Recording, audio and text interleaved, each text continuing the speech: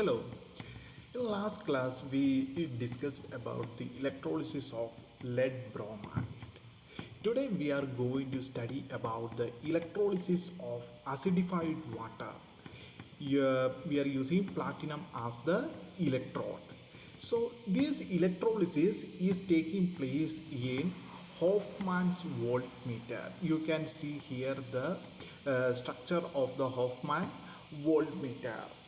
So two platinum electrodes are there, means cathode and anode is there, and the battery is there, means battery is there. Then electrolyte is the acidified, this is the acidified water. So you may not understand with this diagram. This diagram is the original diagram, means this is the exact diagram which you has to study, but for your understanding, means for timing, we'll take our normal diagram. Okay, so what do you mean by actually acidified water? So we have to always remember that acidified water means that is the mixture of water and sulfuric acid. So acidified water is the combination, the mixture of, it is the mixture of sulfuric acid, and we'll take this one.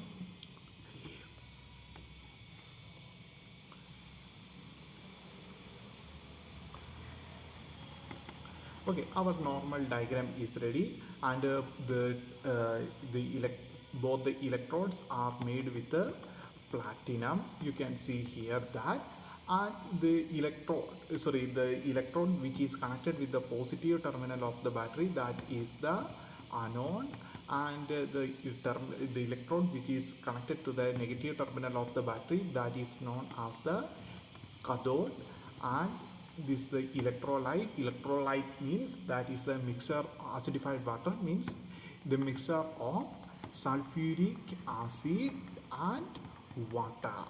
So this much things we already studied. Then how this electrolysis is taking place?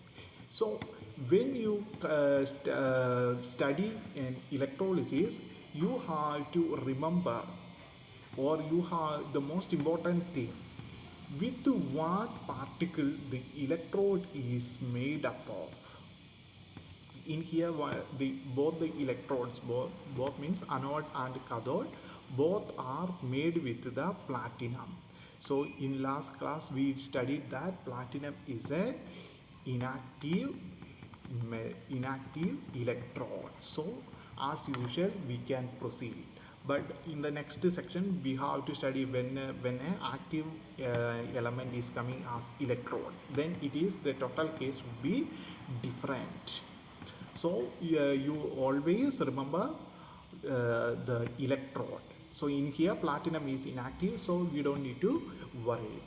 So in here the electrolyte is made up of two particle, means it is a mixture of sulfuric acid and water. So when the electricity pass through sulfuric acid and water, means the electricity when it pass through the acidified water, sulfuric acid will dissociate as 2H plus and SO4 2 minus. I hope you understand. When we pass the electricity, sulfuric acid will dissociate as 2H plus and sulfate radical, and water will dissociate as H2O will dissociate as H plus and OH minus hydroxide radical. So in here, please listen carefully.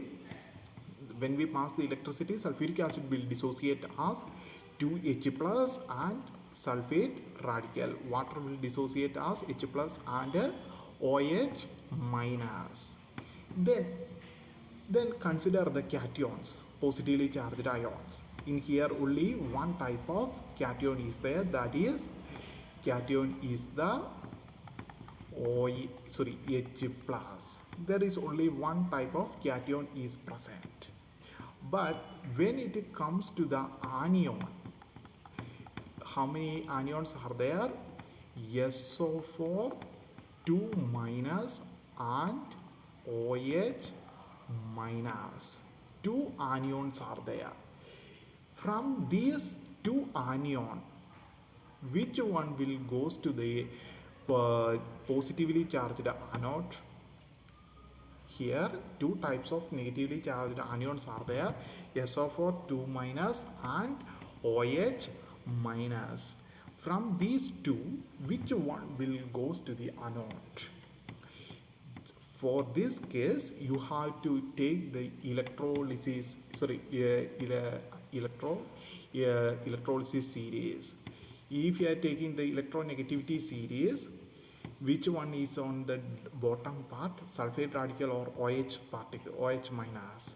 Yeah, we know that in the electronegativity series, OH minus is in the bottom part.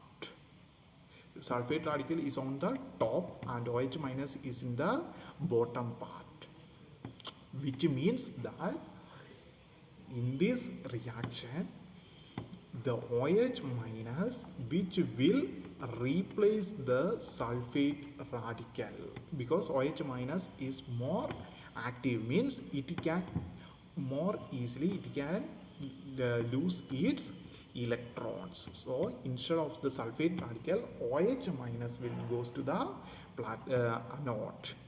Even cation also, two cations are there in case, then the element which is coming on the bottom down will move to the cathode.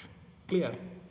So in here OH minus is more active than the sulfate radical, so OH minus will goes to the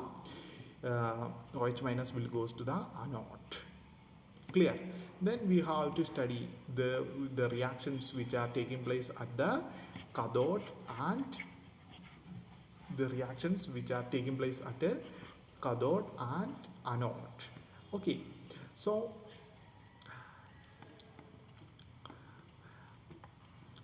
at cathode, firstly we are going to take the case of cathode.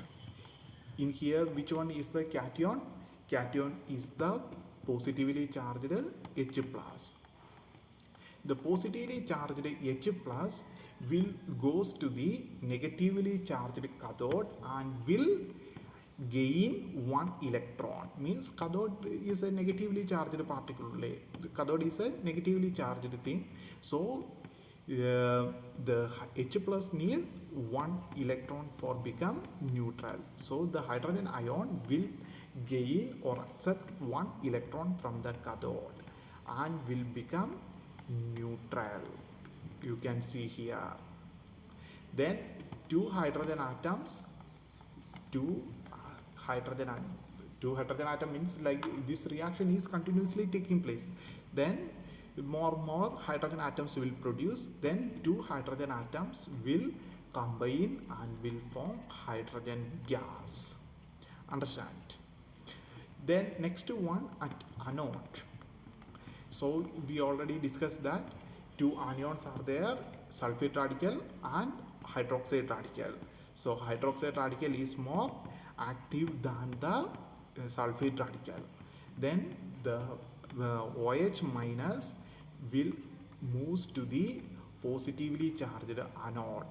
So for become neutral, OH minus has to lose its one electron, and anode is positively charged, so it will take one electron. So the hydroxide radical will lose one electron and will become neutral.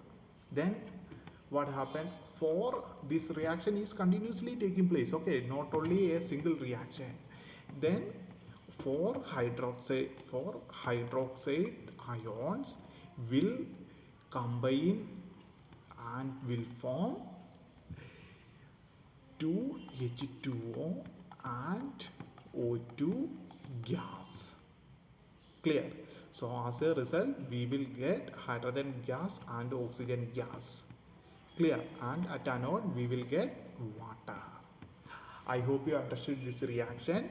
I'll give the note along with this video. You have to write it on your copy and when the school asked, you have to submit it in school. Okay, thank you.